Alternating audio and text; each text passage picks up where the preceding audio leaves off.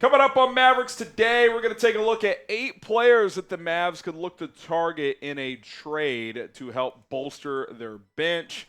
It's been kind of a problem all year. Harrison, Graham, Jeffrey, Cooperstein with you. And Coop, let's go ahead and just dive into this. A couple players for the Nets who are expected to be big-time sellers once again. Yep. Dennis Schroder, Bojan Bogdanovic, a couple of options that the Mavs could bring in to help bolster their bench scoring. Yeah, we'll start with Schroder here, who is having a very good year, actually, for Brooklyn. We'll look at his stats in just a moment, but we do need to start out with this. The Mavs do have kind of some beef with Dennis Schroder. We know that Dirk didn't think highly of him while Dirk was in the NBA during his career, and just didn't really like Dennis Schroder, to be quite frank. And then a couple of years ago, I don't know if you remember this, Schroder publicly called out Maxi Kleber for not playing for Germany in the FIBA World Cup because Maxi was dealing with an injury and he didn't want to push himself too hard. Well, Schroder called him out publicly on a podcast, and ironically enough, Germany ended up winning said World Cup, so they clearly didn't need Kleber. But I don't think Dennis Schroder is exactly the most welcome figure here in Dallas, although I think he would be a great fit on this team, and given what he's done so far this year, I think he could be an option if the Mavericks are okay with him off the court. Yeah, I mean, he's been lights out this year. The splits are good. He's scoring at a high volume and efficiency rate. Always a guy who's going to give you 5 or 6 assists as well. So I've always liked his game. He's a decent defensive guard too. I think really he could be an ideal 6-man floor general off the bench for this team. And that's exactly what they need. Like I mentioned in a video earlier this week, like if the trade deadline was tomorrow, a 6-man would be an absolute need for this team, and I'm not hitting the panic button yet. We're just looking at options here for potential guys who could be options down the road. Yeah, because, again, we're only 10, 11 games in here, but neither Spencer Dinwiddie or Jaden Hardy has been consistent to say the least. So you could certainly see, if another 10, 15 games go on, it's similar, they might kind of press the issue here. Would you trade for Dennis Schroder? Type T for trade, P for pass. Let us know in the comment section down below when it comes to Dennis Schroder. Now, Bojan Bogdanovic, Coop, is working his way back from an injury. Also, he did not play well for the Knicks last year. They brought him in via trade. I don't know if that was just a bad fit. Couldn't perform under the bright lights. I'm not sure. He didn't play well, and he also got hurt, and he's still working back from that same injury. I believe it's a foot thing too, so it's something that's pretty serious. I was reading that he might be back sometime in December, so it sounds like he's close to returning. We know he's a professional scorer of the basketball. He did it. He's done it for a long time in the league. Can he get back to what he was in Detroit and previous, and in Utah, where he was averaging close to 20 points a night?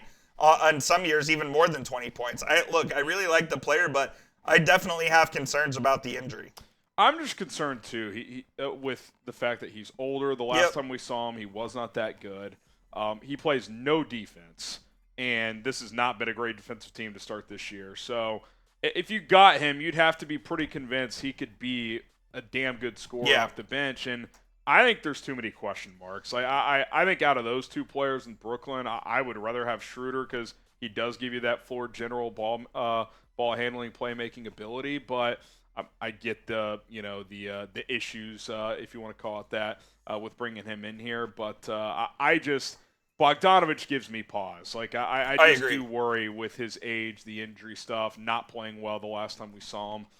That would all give me a hesitation there. Absolutely agree. And I also agree with you about the point on defense where this team hasn't been great. Now, what's weird is that the numbers will tell you that the Mavs are right around 10th, like the 10th best defensive team in the league.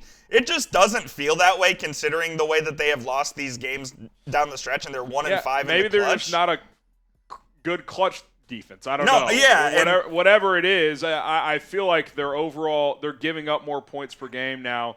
Have I sat there and made calculations? No, but I feel like they keep losing these games 118 to 115, 116 to 112. What's crazy is I believe they're giving up somewhere around 112, which is right middle of the pack. So scoring is up in the league, but you're absolutely right. They do need someone who can play a little defense ideally, but you also want a guy who can score because, like you said, Spencer Dinwiddie and Jaden Hardy just haven't done it, plain and simple. No, they have not.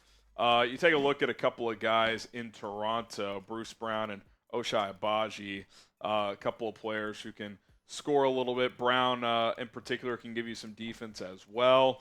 Bruce Brown has not looked like the Nuggets Bruce Brown since leaving a couple of off seasons ago.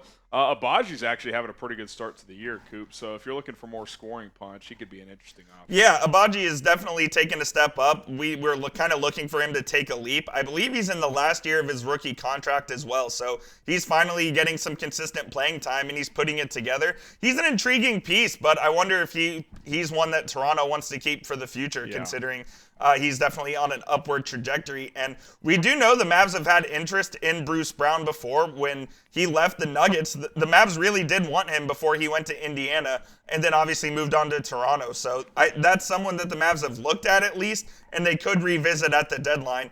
The contract for Bruce Brown is a little strange. I believe he's at about $23 million, so that could provide some complications for the Mavs, but he could be an option. Well, that's what made it impossible to sign him, because I remember the talk was maybe you give him the full mid-level, and Indiana just gave him a massive. Exactly. They gave him a 2 for $45 or whatever with the team option. They trade him to Toronto. Toronto actually opts into it, which surprised me. But, I think if I'm the Raptors, just from their perspective, I'm keeping Agbaji. Absolutely they drafted agree. him a few years ago. He's still pretty young. Bruce Brown is a little bit older. He kind of is what he is at this point. So, I would have some interest, but again, with that financial situation, at lining up money to work, I mean, you'd probably have to put, a Maxi Kleber on a deal like that, which I probably would, but something to consider there. All right, more players to talk about for the Dallas Mavericks, but first, do want to tell you a little bit more about our sponsor, Prize Picks. We've been playing Prize Picks for a long time. We appreciate them sponsoring here, and you should hop on the train too. Available in more than 30 states in North America. Join the 10 million users and counting at prizepicks.com/CLNS. Use the code CLNS to get a $50 bonus when you play for just $5. All you do is set your lineups, 2 or more players, and pick more or less based on the stats available. For example, we got Luka Doncic more on his points, rebounds, and assists, 47.5. Keontae George less on his points there. And then Jake Ottinger, you can cross over sports when you play Prize Picks. That's what makes daily fantasy with them so unique. More than 24.5 saves against Boston. So check that out. And again, if you play for $5 as a new customer, they're going to send you $50 directly into your account, regardless if you win your first entry or not. PrizePicks.com/CLNS. Use the code CLNS to take advantage of that opportunity. All right, Julian Champagnie, Coop, with the San Antonio Spurs. Why is he an intriguing option to you? Yeah, another guy similar to Ochai Agbaji who's really taken a step forward this year. Champagnie's averaging 10.6 points a night, and he's a 6'8", 220 guy, so he can kind of play the 3 or an undersized 4 as well. And above all else, his contract is extremely affordable. He's making only $3 million for the next couple of years or so. So if you can find a deal there with the Spurs, I think this would be an intriguing proposition with some upside as well in the future. I believe he's only 23, so he's someone that can score at a pretty high level, especially shooting from the outside. And with the affordable contract, I don't know if the Spurs are willing to give up for him, but I would at least inquire about him if the Spurs, continue on this trajectory. They're playing some decent ball. Wemby had 50 the other night, so maybe they're trying to look to at least compete for the play-in this year. But if they end up falling back and kind of where we think they're going to end up being, I think he could be an option.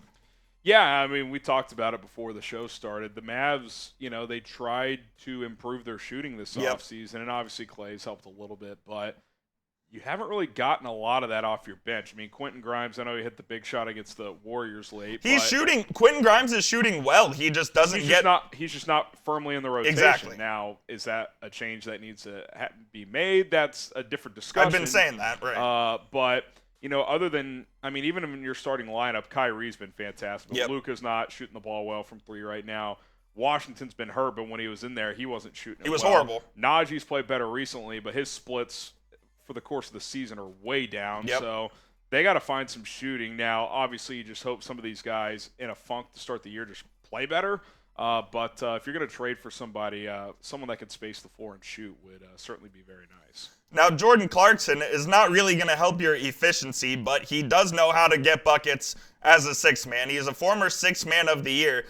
This season, we can take a look at the numbers here. Look, this is a typical Jordan Clarkson stack line here. 14.5 points on less than 40% from the field and 30% from three. He's got to shoot better from three if the Mavs are going to consider this kind of move, but I do expect him to be available at the deadline. I think the Jazz are going to be pretty much open for business for everyone outside of Lauri Markkanen. You could even throw Colin Sexton in there as well as a potential option, but I do think Clarkson would be affordable and gettable, and he's also making $16 million, so the Mavs could do a deal there. Yeah, he kind of reminds me of Monte Ellis back in the day. He's not really a three-point shooter, but can work the mid-range, can get downhill.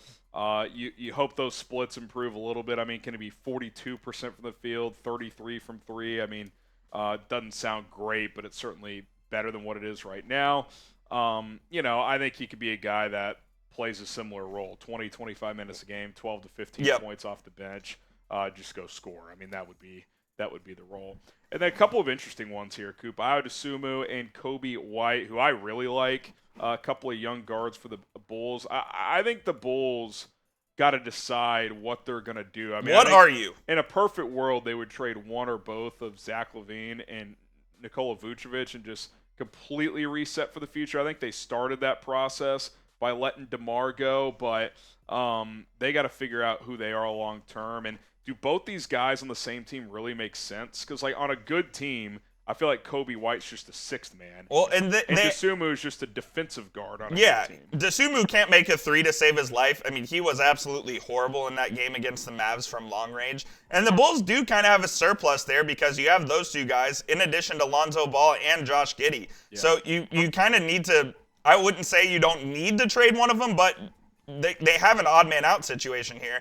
And Coby White, I think, would be a great fit. Now, you probably do have to give up a first-round pick in addition to some other assets to go get Coby White, but he played really well in that bench role a couple of years ago for the Bulls, and he's a guy that I think the Mavs should look at if he's available at the trade deadline, and if the Bulls do what they should do, frankly, and just blow that thing up. Because I mean, if you're the Mavs, I'm just cooking something up real quick in my head right now, first-round pick Jaden Hardy and salary filler. I'd pull the trigger on that immediately. I would too. Would you throw Quentin Grimes in there? Yeah, I probably would, to be honest. You're not playing him much. I mean, White's averaging 20 points a game this year, so he's having a really good season. He broke out last year, and kind of surprisingly, I remember when they re-signed him, everyone was like, really? They brought him back? And then he's more than paid that off. I think he makes like $13 a year, so it's nothing egregious. So, I think he, as a sixth man, just bucket getter, would be a great fit on this team.